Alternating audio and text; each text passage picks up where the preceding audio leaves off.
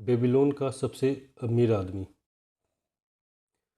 प्राचीन बेबीलोन में कभी अरकाद नाम का बहुत अमीर आदमी रहता था। उसकी अपार दौलत के चर्चे दूर दूर तक फैले थे। इसके अलावा उसकी उदारता भी मशहूर थी। वह दिल खोल कर दान देता था और परोपकार के काम करता था।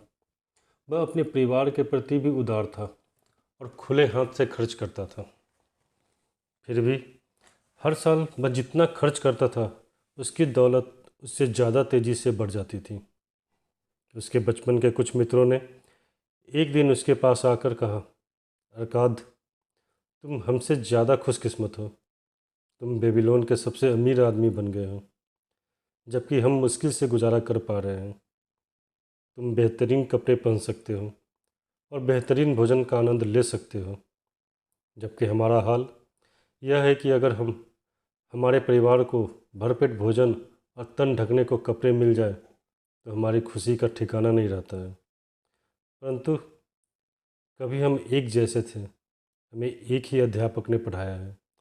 हम एक साथ खेले हैं। पढ़ाई या खेल में तुम हमसे आगे नहीं थे, और इसके बाद भी कई साल तक तुम्हारी हालत हमसे बेहतर नहीं थी। जहाँ तक हम जानते हैं, तुमने हमसे ज़्यादा कड़ी मेहनत भी नहीं की है। फिर ऐसा क्यों है कि किस्मत तुम पर मेहरबान हो गई और उससे ने तुम्हें ज़िंदगी की सारी खुशियाँ दे दी, जबकि उसने हमें नज़रअंदाज कर दिया, हालांकि हम भी तुम्हारे ही जितने के हकदार थे। इस पर अरकाद ने कहा, अगर तुम लोगों को पैसे की दिक्कत आ रही है तो इसका कारण यह है कि या तो तुम दौलत इकट्ठी करने के नियमों को नहीं जान पाए हो, या फिर तुम उसका पालन नहीं करते हो। किस्मत एक ऐसी दुष्ट देवी है जो किसी का भी अस्थायी रूप से भला नहीं करती है। जिस पर भी यह बिना मेहनत के धन की बरसात कर देती है, वह लगभग हमेशा बर्बाद हो जाता है। उसकी मेहरबानी के बाद इंसान बेतहाशा खर्च करने लगता है और कुछ ही समय में वह अपनी सारी दौलत गंवा बैठता है। दौलत तो चली जाती है, परंतु उसके अंदर बहुत ही सी इच्छाओं की भूख बाकी रह जाती है। इन्हें संतुष्ट करने का अब उसके पास साधन नहीं है। जिन लोगों पर किस्मत मेहरबान होती है, उनमें से कई कंजूस बन जाते हैं और अपनी दौलत को सेंध कर रखते हैं। वे खर्च करने से डरते हैं, क्योंकि वे जानते हैं कि अगर उनकी दौलत चली गई तो इसके बाद उनमें दौलत कमाने की योग्यता नहीं है। इसके अलावा उन्हें चोरों और डाकुओं का भी डर सताता है। इस तरह उनकी ज़िंदगी खोखली और कष्टकारी हो जाती है। शायद ऐसे लोगों भी होंगे जो मेहनत के बिना कमाई दौलत को लेकर उसे बढ़ा ले और सुखी नागरिक के रूप में जीवन जिए, परंतु ऐसे लोग बहुत कम होंगे। मैंने आज तक ऐसे किसी व्यक्ति को नहीं देखा है। हालांकि मैंने इस बारे में कई अफवाहें ज़रूर सुनी हैं। अगर तुम लोगों को यकीन नहीं हो रहा हो तो अपनी जान पहचान के उन लोगों के बारे में सोचो जिन्हें विरासत में अचानक दौलत मिली थी। क्या ऐसा ही नहीं होता है? अरकात के मित्रों ने स्वीकार किया कि जिन लोगों को विरासत में दौलत मिली थी उनके बारे में यह सच था, परंतु मित्रों ने अरकाद से कहा कि वह अपने दौलतमंद बनने की कहानी विस्तार से बताए। इसके जवाब में अरकाद बोला, अपनी जवानी में मैंने अपने चारों तरफ सुख और संतुष्टि देने वाली बहुत सी अच्छी चीज़ें देखी। इसके बाद मैंने यह भी देखा कि दौलत इन सब की शक्ति को बढ़ा देती है। दौलत में शक्ति होती है। दौलत हो तो बहुत सी चीज़ें संभव हैं। आप अपने घर को सबसे महंगे सामान से सजा सकते हो। आप दूर देशों की यात्रा कर सकते हैं। आप दूर के देशों के जायकेदार व्यंजनों का स्वाद चख सकते हैं। आप सुनार हैं और जोहरी से आभूषण खरीद सकते हैं। आप ईश्वर के भव्य मंदिर भी बनवा सकते हैं। आप ये सारे काम कर सकते हैं और इसके अलावा अनेक ऐसे काम कर सकते हैं जिनसे इंद्रियों को आनंद और आत्मा को सुख मिले। और जब मुझे इन सब बातों का एहसास हुआ तो मैंने यह संकल्प किया कि मैं ज़िंदगी की तमाम अच्छी चीज़ें हासिल करके रहूँगा। मैं उन लोगों जैसा नहीं बनूँगा जो दूर खड़े रहते हैं और सुखी लोगों से ईर्ष्या करते हैं।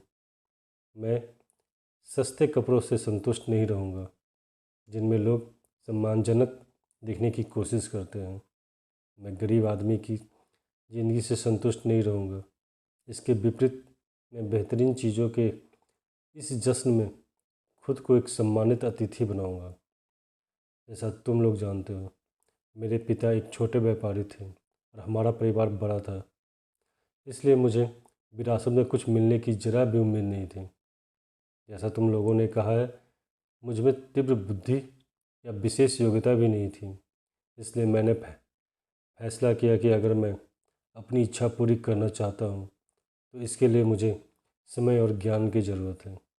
जहाँ तक समय का सवाल है, यह सबके पास प्रचुरता में रहता है। तुम सबके पास दौलतमंद बनने के लिए काफ़ी समय था, जिसे तुमने बर्बाद कर दिया। तुम लोगों के अनुसार तुम्हारे पास संपत्ति के नाम पर सिर्फ तुम्हारे परिवार है, जो सचमुच गर्व करने लायक है। जहाँ तक ज्ञान का सवाल है, तुम्हें याद होगा हमारे बुद्धिमान अध्यापक ने हम सबको यह सिखाया था कि ज्ञान दो तरह का होता है। एक तरह का ज्ञान वह होता है जो हम सीखते हैं और जानते हैं, और दूसरी तरह का ज्ञान यह प्रशिक्षण है कि हम उस चीज़ का पता कैसे लगाएं जिसे हम नहीं जानते हैं। इसलिए मैंने यह पता लगाने का फैसला किया कि दौलत का संग्रह कैसे किया जा सकता है। मैंने यह संकल्प किया कि इसका तरीका मालूम होते ही मैं दौलत का संग्रह करने में जुट जाऊंगा और इस काम को अच्छी तरह करूंगा। समझदारी इसी में है कि जब तक हम इस दुनिया में हैं तब तक ज़िंदगी का आनंद लें, क्योंकि इस दुनिया में से जाने के बाद हमें पर्याप्त दुख मिलेंगे। मुझे रिकॉर्ड रूम में नकलनवीस का काम मिल गया। मैं हर दिन कई घंटों तक मृदापत्र मिट्टी की टैबलेट पर मेहनत से लिखता रहा। महीनों मेहनत करने के बावजूद मैं दौलत के नाम पर कुछ भी इकट्ठा नहीं कर पाया। भोजन, कपड़े, देवताओं के प्रायश्चित और न जाने कितनी चीज़ों पर मेरी सारी कमाई खर्च हो जाती थी। लेकिन इसके बावजूद मेरा संकल्प कम नहीं हुआ। फिर एक दिन साहूकार अलोमिस सिटी मास्टर के घर पे आए। उन्होंने 90 नियम की नकल मांगी और मुझसे कहा, मुझे यह 2 दिन में चाहिए, और अगर यह काम उस समय तक पूरा हो गया तो मैं तुम्हें तांबे के 2 सिक्के दूंगा। मैं कड़ी मेहनत की, परंतु वह नियम लंबा था और जब अलोमिस आए तो काम अधूरा पड़ा था। वे नाराज़ होकर बोले कि अगर मैं उनका गुलाम होता तो वे मेरी खाल उधेड़ लेते। बहरहाल मैं जानता था कि सिटी मास्टर उन्हें मुझ पर हाथ नहीं उठाने देंगे, इसलिए मुझे इस बात का डर नहीं था। मैंने उनसे कहा, अलोमिस, आप बहुत अमीर हैं, मुझे बताएं कि मैं भी अमीर कैसे बन सकता हूँ। अगर आप ऐसा करने का वादा करें तो मैं सारी रात मृदा पथ पर लिखूँगा और सूरज उगने तक आपका काम पूरा हो जाएगा। वे मेरी तरफ देखकर मुस्कुराए और बोले, तुम बहुत ही दुस्साहसी हो, परंतु मुझे यह सौदा मंजूर है। मैं पूरी रात लिखता रहा, हालांकि मेरी कमर में दर्द हो रहा था। तेल की बदबू से मेरा सिर घूम रहा था और मेरी आंखों के सामने अंधेरा छा रहा था। लेकिन जब वे सुबह आए तो नियम की पूरी नकल तैयार हो चुकी थी। फिर मैंने उनसे कहा, अब आप अपना वायदा पूरा करें। वे दयालुता से बोले, तुमने सौदे का अपनी तरफ वाला हिस्सा पूरा कर लिया है बेटे, और मैं अपना हिस्सा पूरा करने के लिए तैयार हूँ। मैं तुम्हें वे सब बातें बताऊँगा जो तुम जानना चाहते हो, क्योंकि मैं बूढ़ा हो रहा हूँ और बूढ़े लोगों को मुँह चलाना अच्छा लगता है। जब युवक बूढ़े लोगों के पास सलाह लेने आते हैं तो अपने अनुभव से हासिल ज्ञान मिलता है, परंतु अक्सर युवक यह मान लेते हैं कि बूढ़े लोगों के पास जो ज्ञान है वह गुजरे ज़माने का ज्ञान है और वर्तमान में उससे कोई लाभ नहीं होगा। यही वजह है कि वे उस ज्ञान का लाभ नहीं उठाते हैं। मगर एक बात हमेशा याद रखना, आज जो सूरज चमक रहा है यह वही सूरज है जो तुम्हारे पिता के ज़माने में चमकता था, और यह सूरज तब भी चमकता रहेगा जब तुम्हारे नाती पोते इस दुनिया से चले जाएंगे। उन्होंने आगे कहा, युवाओं के विचार उन धूमकेतुओं की तरह होते हैं जो अक्सर आसमान को चमकदार बना देते हैं, जबकि बुढ़ापे का ज्ञान सितारों की तरह होता है जिनकी चमक में कोई फर्क नहीं आता है।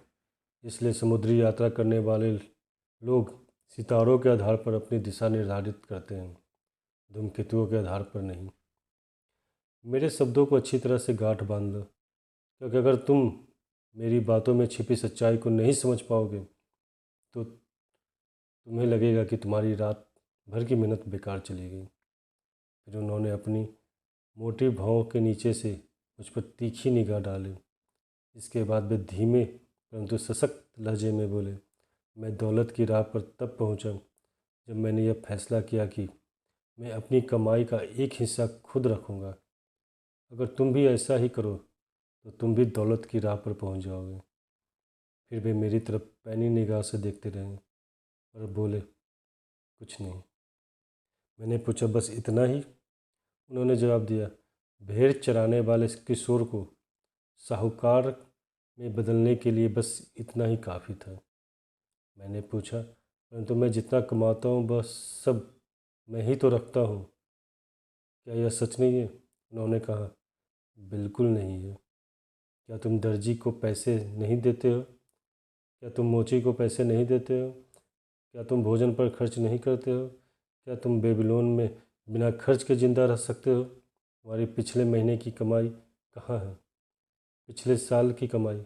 मूर्ख, तुम बाकी सबको पैसे देते हो परंतु खुद को नहीं दे रहे हो।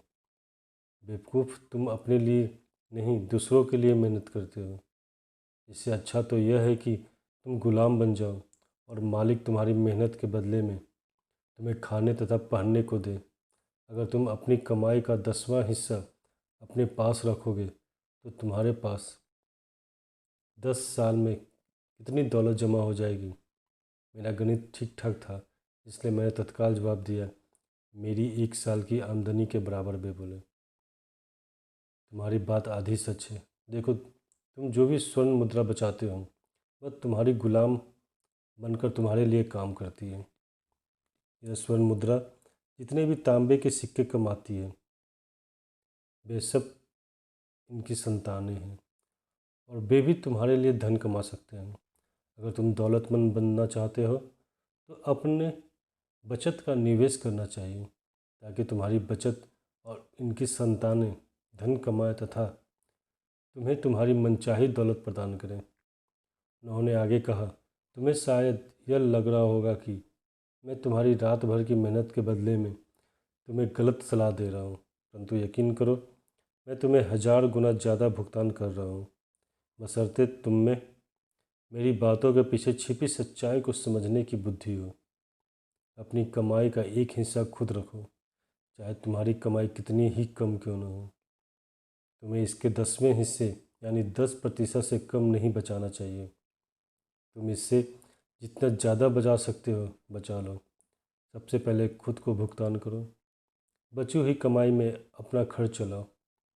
दर्जी और मोची से इतना सामान मत खरीदो कि तुम अपनी बची हुई आमदनी में से उनका भुगतान न कर पाओ। इसके अलावा तुम्हें बची हुई कमाई में से ही भोजन, परोपकार और ईश्वर के प्रायश्चित के लिए भी खर्च करना होगा।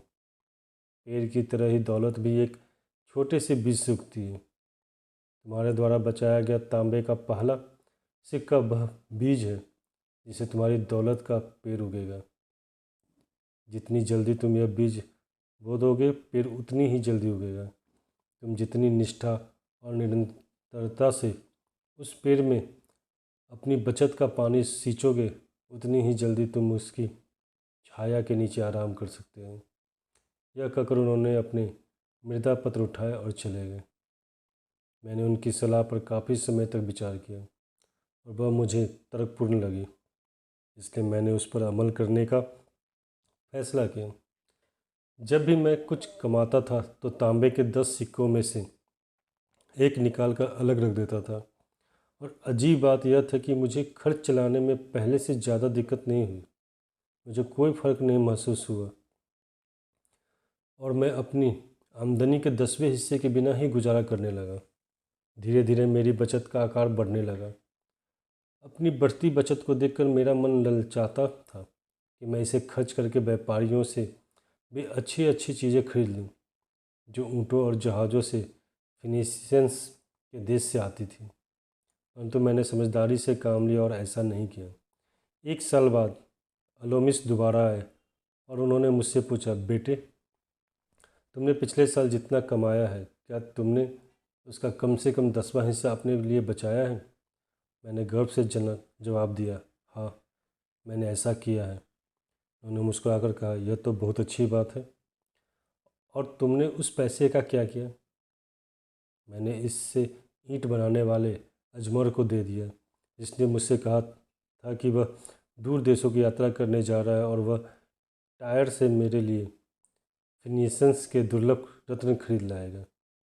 उसके लौटने के बाद हम उन रत्नों को ज़्यादा कीमत पर बेचकर मुनाफा कमाएंगे और मुनाफे को आपस में बांट लेंगे। वे घूर कर बोले, हर मूर्ख अपनी ही गलती से सीखता है। परंतु तुमने रत्नों के बारे में ईंट बनाने वाले पर भरोसा क्यों किया? क्या तुम ब्रेड बनाने वाले से ज्योतिष की भविष्यवाणी पूछते हो? नहीं। अगर तुम में जरा भी बुद्धि है तो तुम इसके लिए ज्योतिष के पास जाते हो। तुम्हारी पूरी बचत अब चली गई है बेटे। तुमने अपनी दौलत के पेड़ को जड़ से उखाड़ दिया है, परंतु तुम इसे दोबारा बो सकते हो। दोबारा कोशिश करो, और अगली बार अगर तुम्हें रत्नों के बारे में सलाह की ज़रूरत हो तो जोहरी के पास जाना। अगर तुम्हें भेड़ों के बारे में सच्चाई जानना हो तो गडरिये के पास जाना।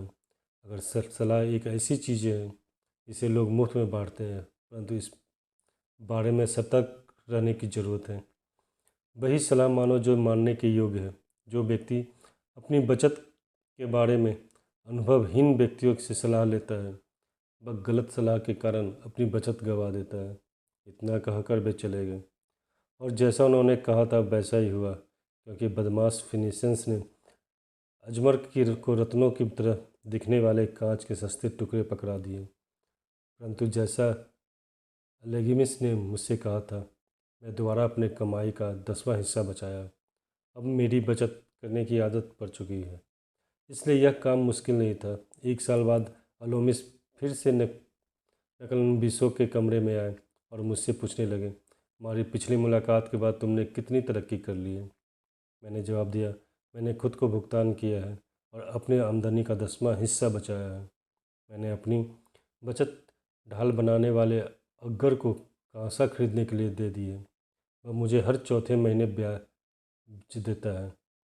यह तुमने अच्छा किया, परंतु यह तो बताओ, तुम उस ब्याज का क्या करते हो? मैंने उससे बेहतरीन जश्न मनाता हूँ। मैं शहद, बेहतरीन शराब और केक का लुत्फ़ उठाता हूँ। मैंने एक लाल जैकेट भी खरीद ली है और जल्दी ही मैं सवारी करने के लिए एक खच्चर भी खरीदने वाला हूँ। इस पर अलेमिस हंसे, तुम अपनी बचत की संतानों को खा रहे हो, फिर तुम यह उम्मीद कैसे कर सकते हो कि वे तुम्हारे लिए काम करेगी? और फिर उनकी संतानें कैसे होगी जो तुम्हारे लिए काम कर सकें? सबसे पहले सिक्कों के गुलामों की सेना बनाओ। इसके बाद तुम बिना पछताए बेहतरीन जश्न मना सकते हो। इतना कहकर वे चले गए। इसके बाद मैंने उन्हें 2 साल बाद देखा। बुढ़ापे के कारण उनके चेहरे पर झुर्रियाँ पड़ चुकी थी और उनके कंधे झुक गए थे। उन्होंने मुझसे पूछा, अरकात, क्या तुम्हें वह दौलत मिल चुकी है जिसका तुमने सपना देखा था? मैंने जवाब दिया, उतनी तो नहीं मिली जितनी मैं चाहता था, परंतु मेरे पास कुछ संपत्ति जमा हो गई है।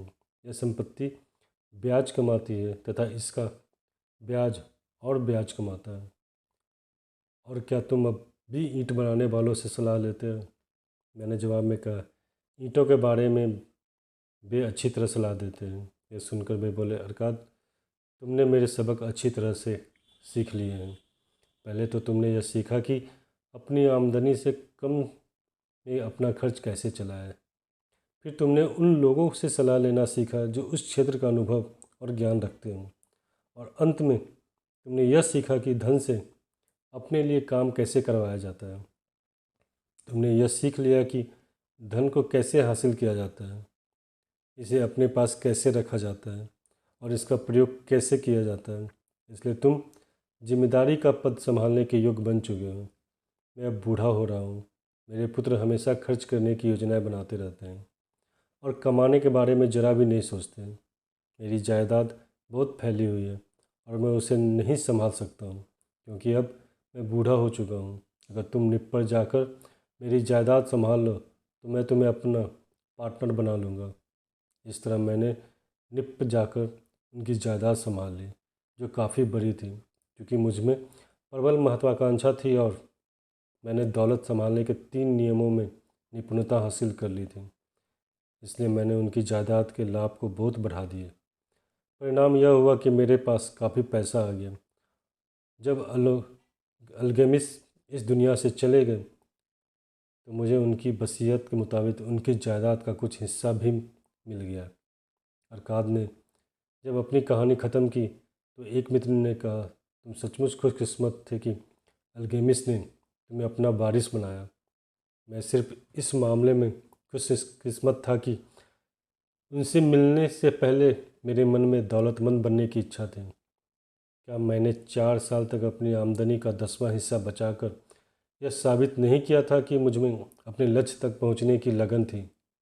क्या आप उस सफल मछुआरे को खुशकिस्मत कहोगे जिसने बरसों तक मछलियों की आदतों का अध्ययन किया, ताकि वह हर बदलती हवा के साथ उन पर अपना जाल फेंक सकें? अवसर एक घमंडी देवता है जो उन लोगों पर समय बर्बाद नहीं करता जो तैयार ना हो। एक और मित्र बोला, आप में इतनी दृढ़ इच्छा शक्ति थी कि आप पहले साल की बचत डूबने के बाद भी यह काम करते रहे। इस मामले में आप असाधारण हैं। रकाद ने कहा, इच्छा शक्ति? बकवास। क्या तुम्हें लगता है कि इच्छा शक्ति मनुष्य को वह बोझ उठाने की शक्ति दे सकती है जो ऊंट नहीं उठा सकता? क्या इच्छा शक्ति मनुष्य को वह भारी बैलगाड़ी खींचने की शक्ति दे सकती है जिसे बैल नहीं हिला सकता? इच्छा शक्ति और कुछ नहीं बल्कि वह काम करने का दृढ़ संकल्प है, इसे पूरा करने का आपने फैसला किया है। अगर मैंने कोई काम करने का फैसला किया है तो चाहे वह कितना ही छोटा क्यों न हो, मैं उसे पूरा करता हूँ, वरना मुझ में महत्वपूर्ण काम करने के लिए आत्मविश्वास कैसे आएगा? अगर मैं खुद से यह कहूँ, शहर जाने वाले पुल को पार करते समय मैं 100 दिन तक हर दिन सड़क से एक कंकड़ उठाकर नदी में डालूँगा, तो मैं ऐसा हर दिन करूँगा। अगर 7वें दिन पुल पार करते समय मैं कंकड़ डालना भूल जाऊँ तो मैं लौट कर यह नहीं कहूँगा, कल मैं 2 कंकड़ डाल दूँगा, इससे कोई फ़र्क नहीं पड़ेगा। नहीं, मैं दोबारा पुल तक जाऊँगा और कंकड़ डालूँगा। नहीं, 20वें दिन मैं खुद से यह कहूँगा, अरकाद, यह बेकार का काम है। हर दिन एक कंकड़ डालने से क्या फ़ायदा होगा? इससे अच्छा तो यह है कि मुट्ठी भर कंकड़ उठाकर नदी में एक साथ डाल दो और इस झंझट को ख़त्म करो। नहीं, मैं ऐसा नहीं कहूँगा, मैं ऐसा नहीं करूँगा। जब मैं किसी काम को करने का फैसला करता हूँ तो उसे पूरा करके ही दम लेता हूँ। इसलिए मैं इस बात का ध्यान रखता हूँ कि मैं कठिन और अव्यावहारिक काम शुरू न करूँ, क्योंकि मुझे फुर्सत में रहना और आराम करना पसंद है। फिर एक और मित्र बोला, आपकी बातें तर्कपूर्ण हैं और अगर यह सच है तो यह काम बहुत आसान है। अगर सब लोग ऐसा ही करने लगे तो फिर दौलत इस हाथ से उस हाथ तक कैसे पहुंच पाएगी? अरकाद ने जवाब दिया, जहाँ भी मनुष्य श्रम करते हैं वहाँ दौलत बढ़ती है। अगर कोई अमीर आदमी एक नया महल बनाता है तो क्या उसका खर्च किया हुआ पैसा गायब हो जाता है? नहीं, ईंट वाले को इसका एक हिस्सा मिलता है, मजदूरों को इसका एक हिस्सा मिलता है, कारीगर को इसका एक हिस्सा मिलता है। जो भी उस महल को बनाने में मेहनत करता है उसे धन में से हिस्सा मिलता है। और जब महल बनकर तैयार हो जाता है तो क्या यह इसकी लागत जितना मूल्यवान नहीं होता? क्या महल बनने के कारण उस भूमि का मूल्य नहीं बढ़ जाता है जिस पर यह बना है? और क्या महल बनने के कारण इसके पास वाली भूमि की कीमत भी नहीं बढ़ जाती है? दौलत जादुई तरीक़ों से बढ़ती है। कोई भी व्यक्ति इसकी सीमा की भविष्यवाणी नहीं कर सकता। फिनीशियंस के समुद्री जहाज दूसरे देशों के व्यापार से जो धन कमा कर लाते हैं, क्या उस धन से उन्होंने वीरान समुद्री तटों पर बड़े शहर नहीं बना लिए हैं? एक और मित्र ने पूछा, तो फिर आप हमें अमीर बनने के लिए क्या करने की सलाह देते हैं? हमारे बहुत साल बर्बाद हो चुके हैं, हमारी जवानी चली गई है और हमारे पास बचत के नाम पर कुछ भी नहीं है। मैं सलाह देता हूँ कि आप अल्केमिस्ट की समझदारी से सीख लें और खुद से कहें, मैं जितना कमाऊँगा उसका एक हिस्सा खुद रखूँगा। इस वाक्य को सुबह उठते समय दोहराएं, इसे दोपहर में दोहराएं, इसे रात को दोहराएं, इसे हर दिन हर घंटे दोहराएं। आप खुद से तब तक यह कहते रहें जब तक कि ये शब्द आसमान में आग के अक्षरों की तरह साफ नज़र न आने लगे। अपने मन पर इस विचार की मुहर लगा लें, अपने मस्तिष्क में इस विचार को भर लें, फिर आदमी का जितना हिस्सा तर्कसंगत लगता हो उतना बचाएं। आपकी यह बचत आपकी आमदनी के 10वें हिस्से यानी 10% से कम नहीं होना चाहिए। फिर इस हिस्से को अलग रख दें। अगर आवश्यक हो तो अपनी बाकी खर्च कम कर दें, परंतु सबसे पहले 10वें हिस्से को अलग रख दें। जल्दी ही आप खुद को एक ऐसे खजाने का स्वामी पाएंगे जिस पर सिर्फ आपका हक होगा। इससे आपको बहुत सुख मिलेगा। जब आपका खजाना बढ़ेगा तो इससे आपको प्रेरणा मिलेगी। ज़िंदगी का एक नया आनंद आपको रोमांचित करेगा। फिर आप ज़्यादा कमाने के लिए ज़्यादा कोशिश करेंगे, क्योंकि आपकी आमदनी जितनी बढ़ेगी आपकी बचत भी उतनी ही बढ़ेगी। इसके बाद अपने खजाने से अपने लिए काम करवाना सीखें, इसे अपना गुलाम बनाएं। इसकी संतानों को और इसकी संतानों को से अपने लिए काम करवाएं। भविष्य की आमदनी सुनिश्चित कर लें। बूढ़े लोगों को देखें और यह याद रखें कि किसी दिन आपकी गिनती भी इन्हीं लोगों में से होगी। इसलिए अपने खजाने का निवेश बहुत सावधानी से करें ताकि आप इसे गंवा न दें।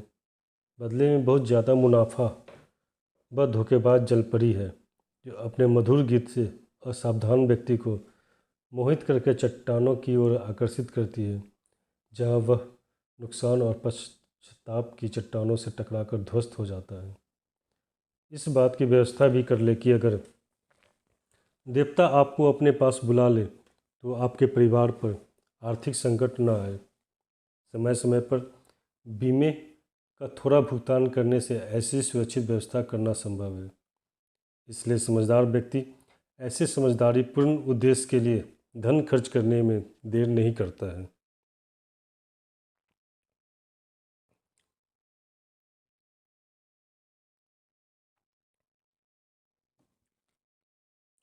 बुद्धिमान लोगों से सलाह ले।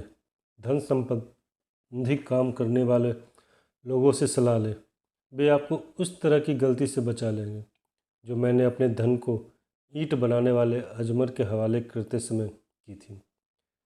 कम परंतु सुरक्षित लाभ जोखिम लेने से बेहतर है। जब तक आप इस दुनिया में हैं, इसका आनंद लें।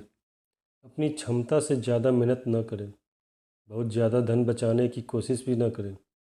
अगर आप अपनी आमदनी के 10वें हिस्से को आराम से बचा सकते हैं तो इतना बचाकर ही संतुष्ट रहें।